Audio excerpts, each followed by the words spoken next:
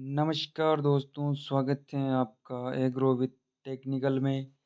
किसान भाइयों, आज हम बात करेंगे उगाऊ के उत्पाद वर्मी कंपोस्ट खाद के बारे में, जिसमें हम जानेंगे वर्मी कंपोस्ट खाद का इस्तेमाल किस लिए किया जाता है, इसके क्या फ़ायदे हमारे फसलों को मिलते हैं, इसके क्या नुकसान हैं, क्या हम इसे खेती बाड़ी के अलावा इसे अपने गार्डन के पौधों के लिए इस्तेमाल कर सकते हैं, क्या हम इसे अन्य खाद के साथ दे सकते हैं, फसल को देने का सही समय कब रहता है, ये किन चीज़ों से बनता है, और इसके अलावा किसान भाइयों हम जानेंगे इससे जुड़ी अन्य महत्वपूर्ण बातें, जिसमें इसका मार्केट प्राइस कितना है, इसका प्रति एकड़ डोज कितना लेना रहता है, क्या सावधानियां हमें बरतनी चाहिए, जानेंगे इसके बारे में संपूर्ण जानकारी।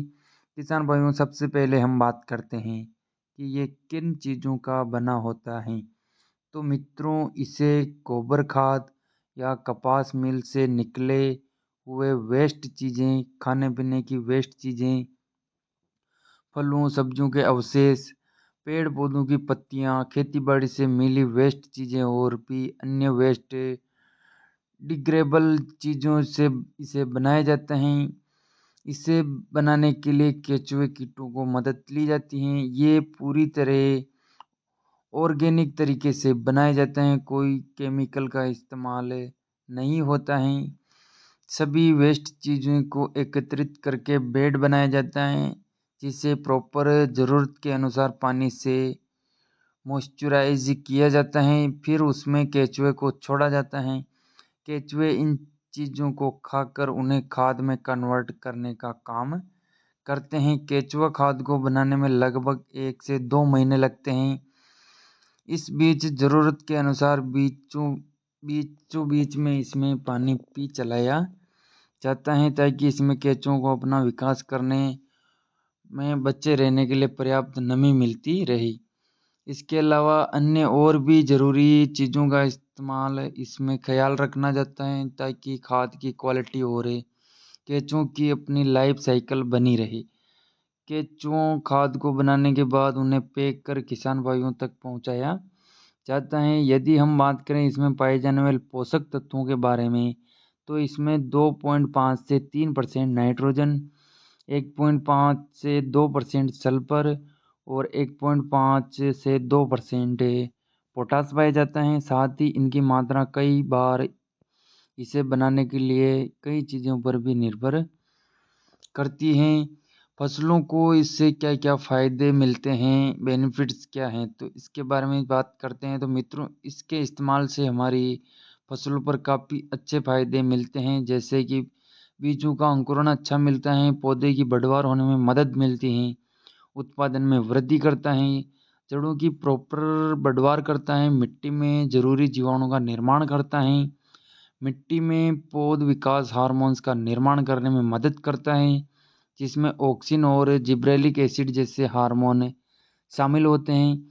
मिट्टी में प्रॉपर हवा का संचालन करने में मदद करता है, मिट्टी भुरभुरी बनाने में मदद करता है, जिससे जड़ों की बढ़वार में काफ़ी मदद मिलती है। मिट्टी की पानी को होल्डिंग करने की क्षमता बढ़ाता है। मिट्टी में लंबे समय तक नमी बनी रहती है। सिंचाई में लगने वाले पानी की मात्रा कम लगती है। भूमि में पहले से मौजूद केंचुओं को और ज़्यादा गहरा नीचे जाने को प्रेरित करता है। साथ ही केंचुओं की संख्या में वृद्धि करने में मदद करता है। निचली मिट्टी को ऊपर लाने में मदद मिलती है। फसलों पर आने वाले रोगों को ये कम करता है। फसल का स्वास्थ्य बनाए रखता है। बात कर लेते हैं मित्रों, केंचुआ वर्मी कंपोस्ट खाद को देने का सही समय कब रहता है।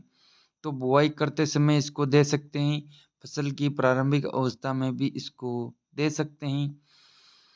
किसान भाइयों, अब हम बात करते हैं कि किन किन फसलों में हम इसका इस्तेमाल कर सकते हैं, यानी कि सूटेबल क्रॉप्स कौन सी हैं। तो मुख्य रूप से किसान भाइयों हम इसे कपास, धान, गेहूँ, गन्ना, मकई, सूरजमुखी, सोयाबीन, सरसों, मूंगफली, तिल, बादाम, चना, मूंग, उड़द, अरहर, बरबट्टी और अंगूर में कर सकते हैं। लगभग सभी फसलों में केचुए खाद का इस्तेमाल किया जा सकता है। किसान भाइयों थोड़ा बारीकी से समझते हैं कि फसलों को मिलने वाले फायदों के बारे में।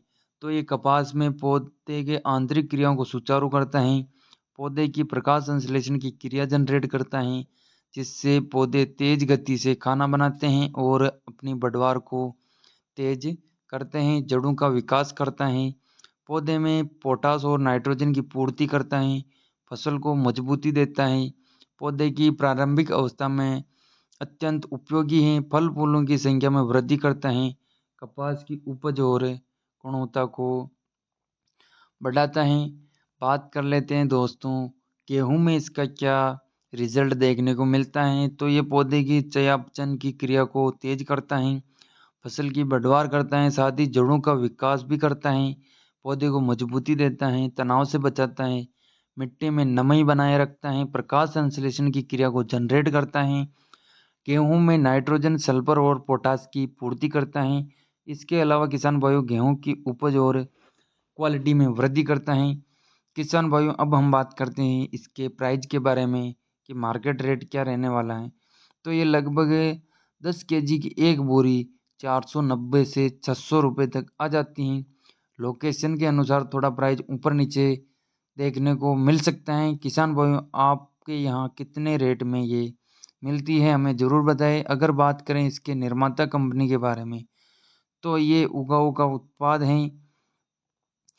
इसके अलावा ऐसा कुछ नहीं है कि आप सिर्फ उगाऊ का ही वर्मी कंपोस्ट खाद ही लेना है, बहुत सी अन्य कंपनियां भी ये खाद दे रही हैं, आप वे खरीद सकते हैं और उसका इस्तेमाल कर सकते हैं। विशेष सावधानी की बात करें तो किसान भाइयों लोकल वर्मी कंपोस्ट खाद की खरीदारी से बचिए, रिजल्ट नहीं मिल पाते, जेन्युइन खाद का ही इस्तेमाल करिए। डोज की बात करें तो किसान भाइयों आप इसे नॉर्मली 1000 केजी वर्मी कंपोस्ट खाद के साथ समान मात्रा में सूखी गोबर खाद के साथ प्रति एकड़ ले सकते हैं।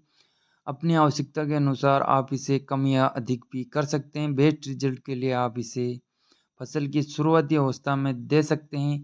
गार्डन के पौधे के लिए आप 2 से 3 केजी प्रति पौधा ले सकते हैं।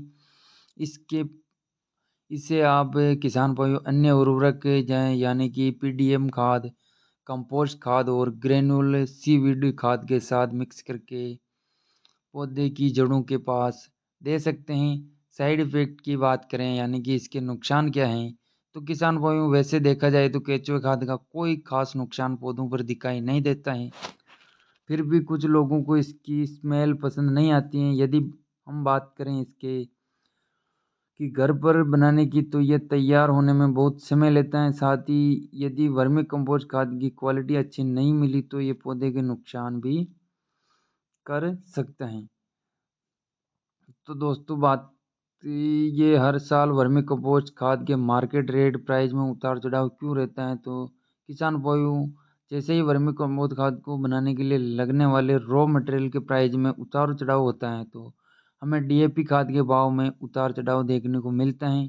वैसे ही वर्मी कंपोस्ट खाद में भी उतार चढ़ाव देखने को मिलते हैं। तो किसान भाइयों ये जानकारी आपको कैसी लगी हमें कमेंट में ज़रूर बताएं। आपका सुझाव हमारे लिए ज़रूरी है।